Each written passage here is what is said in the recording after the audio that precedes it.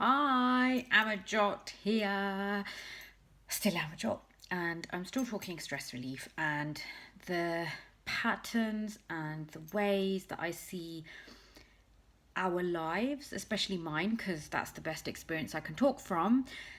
How my life can feel even better, even more relieved and at ease more and more each day from the experiences I have, from the exchanges I have with other humans, my curiosity. I use all of it to try and give you as much as possible around creating more ease in your life and relieving yourself from stress, because we all experience stress in some form. And I invite you to get curious as well, like, how does stress show up for you? And I know for me, because I've tended to always be had been a worrier. Okay, I can still worry, but I like to say that I worry less now because I don't want to be a worrier anymore. But I do worry less. I do sweat less about the small stuff. And it's taken me time. It's taken me time to learn. It's taken me time to chill out. It's taken me time to not stress so much about things that are out of my control. And yeah, it can still happen, but I bring myself back each time. Even when, even though I've suffered from burnout and didn't know my body and didn't understand it, it was all okay because I knew what I knew. And that goes the same for all of us. I knew what I knew.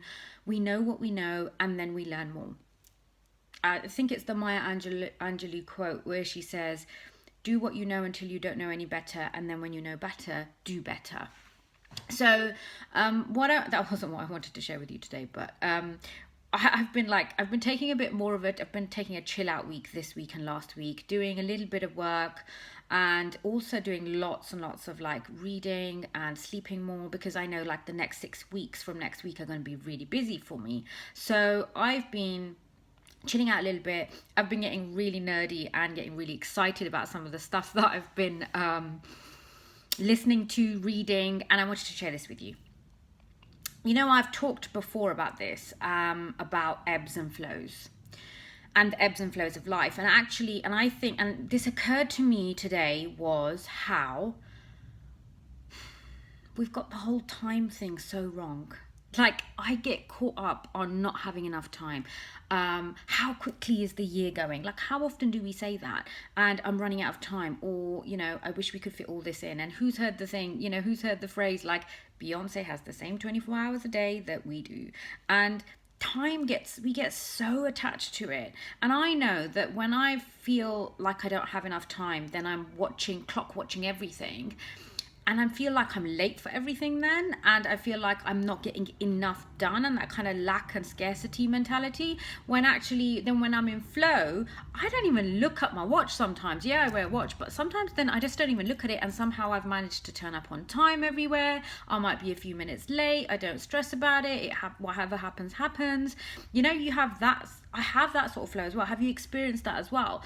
And actually what it reminded me of how that's always possible, because I think that we're looking at the wrong clocks. We're looking at the wrong watches and the wrong clocks, and it's just because of what we're used to. We need to go back to looking at our body clock. And I believe strongly about listening to your body, but this is another version of it. I'm so excited about this. I'm trying to pace myself so that I give you something useful here. And it's about what I heard recently about the ultradian dip. Have you heard of this? You might have heard about the circadian rhythm. So in a 24-hour period, what's the rhythm that your body has around dipping and rising and all of your brain frequencies, and it kind of aligns to daytime and nighttime. And so if we're out of sync with our circadian rhythm, usually it means we're not sleeping properly, which means we're not healing properly, which means that we're feeling a bit quite rough, or it just takes us longer to get over things, or we're just not healing, whether that's physically, mentally, or emotionally. But I heard recently about the ultradian dip, which I didn't know about, which is where we ebb and flow throughout the day within a 24-hour period. So every 90 to 120 minutes, we actually dip. We go down into this dip. And it's basically our body clock saying we need something else. We need a break. We need a rest. Our brain frequency does not need what it's doing after this 90 or 120-minute period. And and it took me ages to realize that my concentration levels, it's not that they were never great after I was ill, because I remember being pumped through so much medication and then going back to work. I found out I couldn't concentrate, but actually I think that's just normal. It's normal, and this dip explains it. Like, it's normal that after a certain period of time we cannot concentrate. So what's that got to do with stress? Well, I just want you to connect with yourself and your body. Like, where is that dip for you throughout the day, and what do you do with that dip? Do we caffeinate? Do we eat? Do we take rest? Do we do even more work? Do we push through it? What's our norm?